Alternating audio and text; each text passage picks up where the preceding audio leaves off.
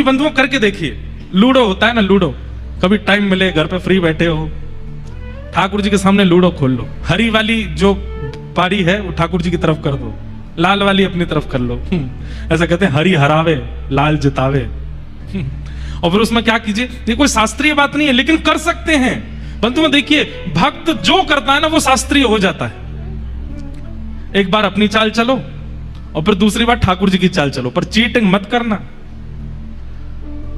आप अनुभव करेंगे कि जब आपकी गोटी कटने वाली होगी ना ठाकुर जी से, तो ठाकुर जी के मुख पर एक अद्भुत प्रसन्नता होगी, और जब ठाकुर जी की आप काटने वाले होगे तो ठाकुर जी के मुख पर थोड़ी सी उदासी दिखेगी, ठाकुर जी घबरा रहे मेरी गोटी मत काटे।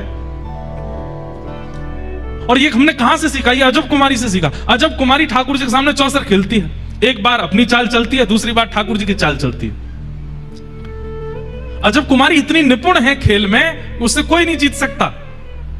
लेकिन हर दिन खेल खेलते खेलते खेलते खेलते अंत में जैसे ही अजब कुमारी जीतने वाली होती है, ठाकुर जी को जिता देती है। और जैसे ही ठाकुर जी को जिताती है, ठाकुर जी के मुखमंडल पर एक अद्भुत प्रसन्नता, जिसका दर्शन सब दर्शनार्थियों को होता था। ठाकुर जी मुस्कुरा रहे हैं, ठाकुर जी के गाल गोल गोल हो रहे हैं, ठाकुर जी थोड़े अधर चौड़ा रहे हैं, प्रसन्न हो रहे हैं।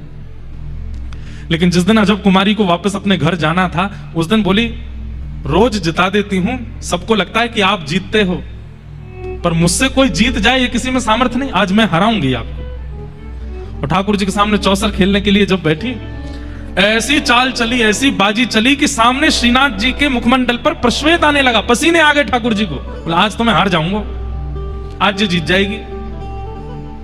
और जैसी अजब कुमारी ने देखा कि ठाकुर जी के मुख पे पसीने आ रहे हैं, ठाकुर जी घबरा रहे हैं कि मैं आज हार जाऊंगा, ठाकुर जी की हारी हुई बाजी को अंत में आते आते अजब कुमारी ने फिर जिता दिया, ठाकुर जी जीत गए। इतने प्रसन्न हो गए ठाकुर जी आज अजब कुमारी से, मानो सबको तो नहीं दिखा लेकिन प्रत्यक्ष ठाकुर जी सामने आ गए और सामने आकर के अजब कुमारी को हृदय से लगा लिया।